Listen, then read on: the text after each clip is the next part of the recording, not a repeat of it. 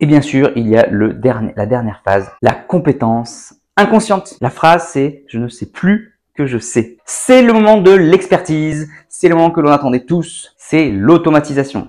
L'automatisation, c'est-à-dire qu'on n'a plus besoin du tout de penser à tout ce qu'on a travaillé.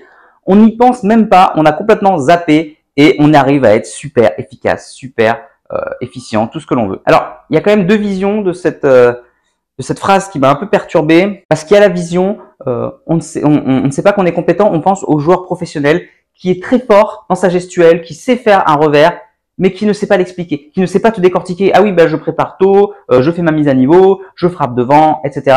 Toutes les connaissances que nous, on a en tant que prof de tennis, et ben du coup, les joueurs de haut niveau, certains l'ont, mais certains ne l'ont pas. C'est le but de l'inconscience, c'est de pas savoir pourquoi on est bon en fait. Du coup, il y a cette vision de « je ne sais pas pourquoi je suis bon ». C'est la compétence inconsciente. Je ne sais pas l'expliquer, je sais juste faire mon revers gagnant, c'est tout.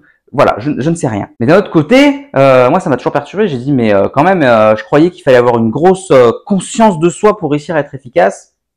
Et du coup, il y a aussi la vision de, ça peut être, j'ai une parfaite conscience de ce qu'il faut faire pour réussir, mais ça ne me demande aucune ressource mentale, c'est inconscient. C'est-à-dire que si je veux, oui, je peux sentir comment améliorer mon revers. Si je fais un revers, je la frappe derrière, je vais sentir que je la frappe derrière et donc je vais réussir à corriger, à la frapper devant. Donc je suis conscient du geste, c'est juste que ça ne me demande aucune ressource, c'est inconscient, de manière automatique, j'arrive à le corriger. Donc il y a inconscience versus conscience, hein. On peut être inconscient complet ou conscient, mais le principe, c'est surtout que ça te demande pas de ressources mentales, de ressources attentionnelles. Donc voilà, c'est le principe de l'automatisation. C'est pour ça qu'on fait tous ces cours. C'est pour ça qu'on fait du panier pendant des heures pour automatiser un geste, pour que ensuite, au moment où il y ait le match, eh ben, on n'a plus besoin d'y penser, on peut se concentrer juste sur la stratégie. Ben, moi, je veux jouer là, je vais jouer là, etc. Mon adversaire est là, voilà ce que je vais faire, et ne plus du tout penser au geste. Et c'est ça qui est difficile dans cet apprentissage, c'est que c'est le principe du match. Quand on est en match, il ne faut surtout pas se concentrer sur la technique. Si on commence à dire, attendez, j'ai mon plan de frappe derrière, non, il faut que j'allonge mes bras, il faut que je tende mes bras devant, il faut que je transfère, etc. Si on commence à penser à la technique, on est mort, on se décentre du jeu, on se défocalise. En fait, on perd la conscience du corps et on s'augmente notre conscience cérébrale. Et c'est exactement ce qu'il faut pas faire en match. C'est calmer le cérebral et augmenter le corps. Je vous renvoie à ma vidéo, le jeu intérieur du tennis, où il explique vachement bien ça dans le livre. C'est juste que à l'entraînement, il faut y passer par là. Il faut passer du temps attentionnel, etc. Mais en match, non. C'est pour ça que je recommande toujours de faire des changements techniques loin de la compétition et surtout pas en match. Parce que si on fait des matchs, évidemment, on n'en met plus une. On pense qu'à ça. On est perdu, on ne sait pas ce qu'il faut faire comme stratégie parce qu'on voit très bien que notre nouvelle stratégie ne fonctionne pas encore et donc du coup on est tenté de revenir sur l'ancien, on a nos deux schémas en même temps, on est complètement paumé. Donc surtout si on fait des changements techniques, il faut le faire loin de la compétition et même des matchs d'entraînement. C'est pour ça que souvent on fait beaucoup de paniers justement pour se décentrer du résultat. Il y a des personnes qui réussissent à faire des matchs, à perdre 0 et 0, à pas mettre une balle dans le terrain, mais qui sont concentrés sur leur objectif et ils savent qu'à long terme ça va marcher. Et c'est très bien. C'est juste que tout le monde n'est pas capable de faire ça. On a tous un petit ego, on n'arrive pas à faire ça, c'est très difficile. C'est pour ça qu'il y a des tournois préparatoires et il y a des grands chelems, il y a des objectifs prioritaires, des objectifs de préparation, etc. C'est à ça que tout ça sert. Mais voilà, de manière générale, on est humain, nous surtout les amateurs, on a du mal quand même quand on est en match à pas vouloir essayer de gagner plutôt que de se dire bon j'ai mon objectif, ta. Donc voilà, c'est mieux de le faire loin d'entraînement. Après si vous êtes très fort et que vous êtes capable de le faire, pourquoi pas, hein. Moi, je l'ai fait pendant des années. Quand j'étais jeune et que j'avais 15-16 ans, je faisais 80 matchs par an. Je jouais toute l'année, tout le temps. Et pourtant, en début d'année, j'avais des objectifs techniques. Et les premiers matchs de l'année, en fait, je les perdais tous. Je sais que de septembre à janvier, souvent, je gagnais pas un match. En plus, comme je prenais 2-3 classements chaque année, c'était vachement dur parce que je jouais 3 classements de plus que les années d'avant. C'était hyper difficile pour moi. Et je perdais tout. Mais je me disais pas, ah non, je vais rester sur ce que je sais faire. Non, j'appliquais ce que j'étais en train d'apprendre. Et ben oui, ça payait. Et en général, mars, avril, je jouais mieux pour les matchs par équipe et surtout l'été. Alors là, ça y est, enfin, j'étais réglé et j'explosais tout le monde. Et du coup, je reprenais 3 classements et ainsi de suite. Ça m'a fait comme ça pendant 5-6 ans d'affilée. Donc, j'étais capable de faire des matchs et de perdre les matchs, mais en m'appliquant à ma stratégie, à mon objectif technique. Tout le monde n'en est pas capable. Donc, à vous de savoir si vous êtes capable ou pas. Si vous êtes capable, vous pouvez faire des matchs et appliquer votre objectif technique. Sinon, moi, je vous conseille de le mettre loin de la compétition et même des matchs d'entraînement. Bon, voilà pour ces 4 phases de l'apprentissage. Alors, dans ma petite image de la carte du mental, alors moi j'adore cette image, c'est que justement on a gravi la montagne, on est au sommet de la montagne, et au sommet de la montagne, on se rend compte qu'il n'y a pas de trésor. Et on dit quoi, il n'y a pas de trésor? Mais en fait, c'est quoi le trésor? C'est qu'on voit la vue, et on voit tout le chemin qu'on a parcouru. Nous, on nous voit, en fait on se voit nous-mêmes, là-bas, débutant en train de voir les pièces d'or, qui n'était qu'une illusion, dans la brume, c'était une illusion totale, mais on y croyait dur comme fer, c'était génial.